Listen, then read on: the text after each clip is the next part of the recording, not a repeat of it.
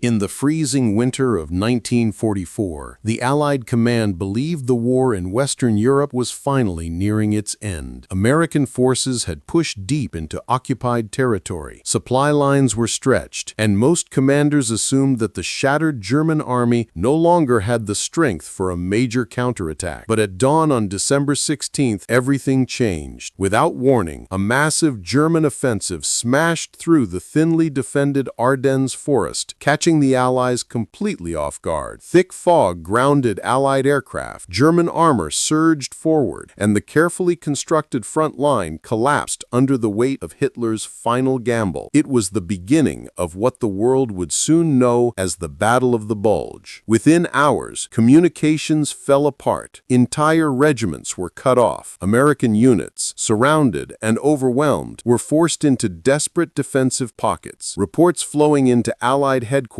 painted a picture of chaos and disaster. Panzer divisions tearing through the snow-covered valleys, towns falling in rapid succession, and German forces achieving a level of momentum the Allies had not expected since the earliest days of the war. Many senior officers believed the situation was spiraling beyond recovery. In war rooms from Luxembourg to Paris, the fear was whispered openly. Had the Germans found a way to reverse the course of the war? As panic spread, one voice cut through the uncertainty. General George S. Patton Jr., known for his ruthless discipline, lightning-fast maneuvers, and unbreakable confidence, Patton immediately grasped the scale of the threat. While other commanders doubted the seriousness of the reports, Patton had been studying the German buildup for weeks, suspecting that Hitler was preparing a desperate blow somewhere along the line. Now the moment had arrived, and against all logical military logic, Patton claimed he could disengage his entire Third Army, pivot 90 degrees in the dead of winter, and strike the German offensive from the south, all within 72 hours. To the Allied High Command, his promise sounded impossible. Armies do not simply turn in the middle of a battlefield. Troops must be repositioned, supply lines rebuilt, fuel lines rerouted, and heavy armor moved across frozen roads buried in snow. But Patton's staff had already prepared for this scenario. Anticipating a German attack before anyone else, Patton had secretly drafted 3 separate contingency plans. When Eisenhower asked how quickly Third Army could move, Patton calmly responded, "We can attack with 3 divisions in 3 days." The room went silent. Many believed he was lying. Others thought he was delusional, but Patton had already begun the process.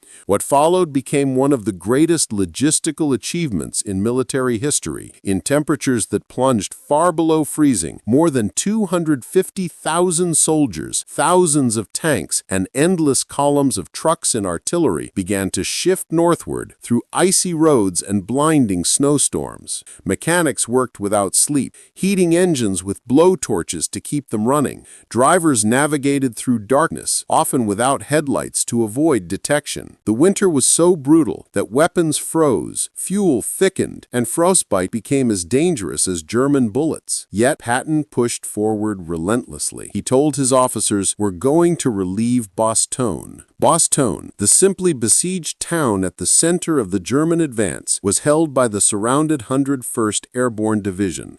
Surrounded on all sides and bombarded day and night, the paratroopers fought with dwindling ammunition, no medical supplies, and almost no food. Their refusal to surrender, famously summed up in General McAuliffe's one-word response, "nuts," became a symbol of American defiance. But without rescue, Bastogne would fall, and the collapse of Bastogne would open the door for German armor to drive deeper into Allied territory, splitting the front in 2. Patton knew the stakes. His army had to reach Bastogne before the Germans achieved a decisive breakthrough.